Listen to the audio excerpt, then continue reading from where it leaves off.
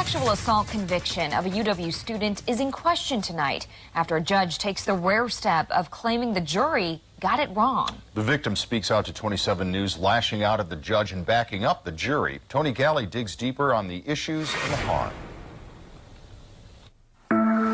I'm just hoping for a day where I don't think about what happened to me. This former UW student was sexually assaulted by now suspended UW student Nathan Fryer. There was definitely force. He was aggressive and violent. A jury found suspended student Fryer guilty of second-degree sexual assault with the use of force. The court is bound by the jury's verdict. But in this courtroom, the jury finds Nathan Fryer not guilty of strangling the woman. And from the bench, Judge Josanne Reynolds questions the jury's other guilty verdict. The court is left uncertain as to the exact evidence of force the jury relied upon in reaching its verdict. I must, in determining the appropriate disposition, take into account that there is very little evidence in this record based on the jury's acquittal of the strangulation charge as to the use or level of any reported force. And the judge's disposition for Nathan Fryer? No jail, no prison. For Nathan Fryer to walk away with only 8 years of probation, I feel is kind of absurd. Before this campus sexual assault took place, surveillance video captured Fryer and the woman talking, joking, kissing outside his apartment building. The jury heard her description of what happened in the bedroom, but rejected she was strangled in that bedroom.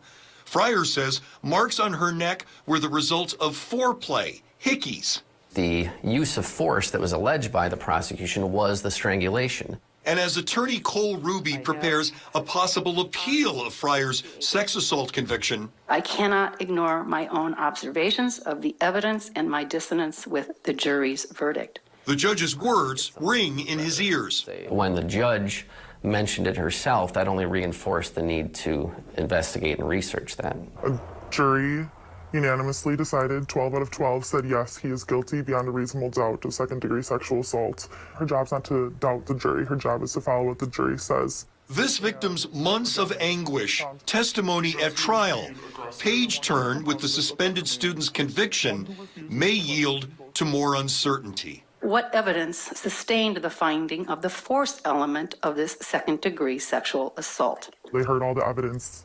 They saw all the pictures. They heard all the testimonies. So they know, and they got it right. Tony Galley, 27 News. The jury foreman in that case and another member of the jury panel wouldn't talk to us about Judge Reynolds' view of their decision. Judge Reynolds also declined comment, at least right now. Fryer's attorney has 60 days after receiving the trial's documents to file any appeal.